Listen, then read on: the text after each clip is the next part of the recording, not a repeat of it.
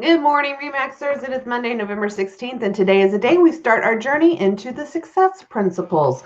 Kind of talked about this book. It's Jack Canfield's book. So Jack Canfield, the author of Chicken Soup for the Soul, really has become kind of just this Bible, this all-encompassing 64 success principles on how to improve your life, your business, whatever it takes, whatever it is that you want to do to determine how you want to be more successful in life.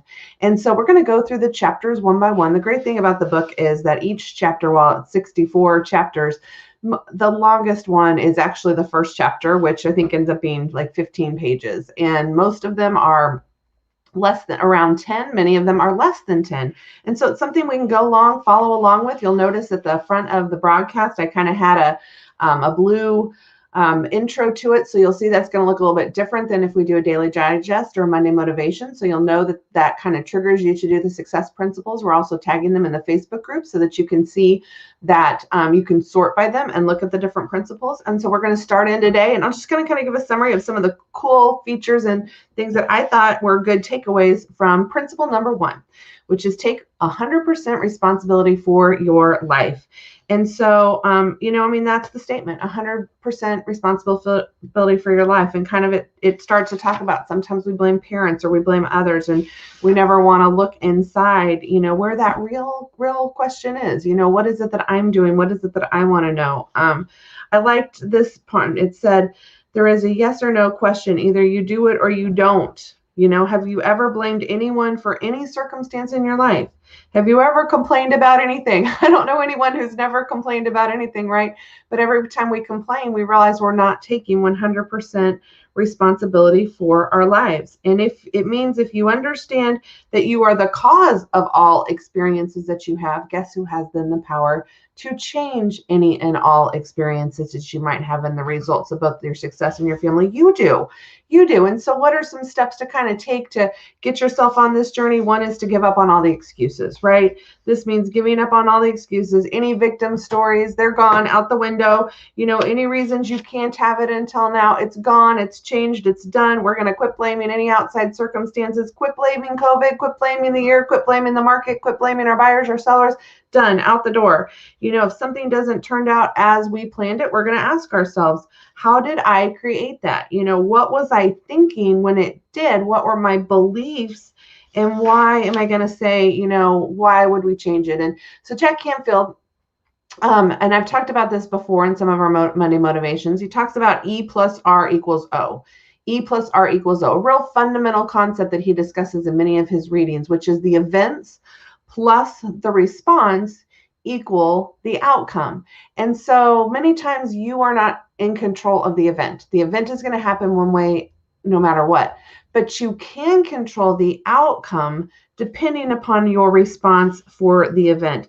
That is one of, the most critical pieces. And it kind of talks about, it says, Bill Gates maybe never would have founded Microsoft. Steve Jobs would have never started Apple. For every reason why it's not possible, there are hundreds of people who have faced that same circumstance and succeeded.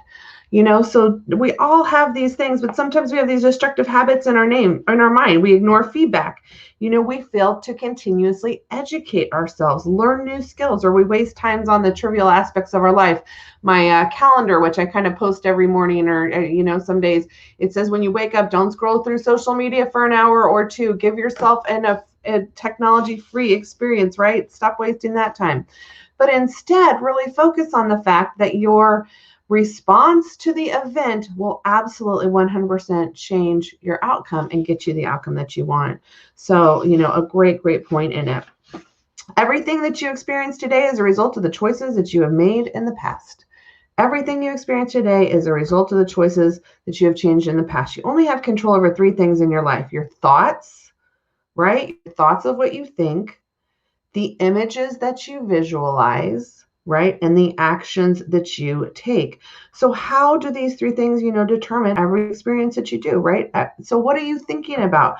What are the thoughts? What images are you visualizing? What actions are you taking towards that? You have to give up on blaming.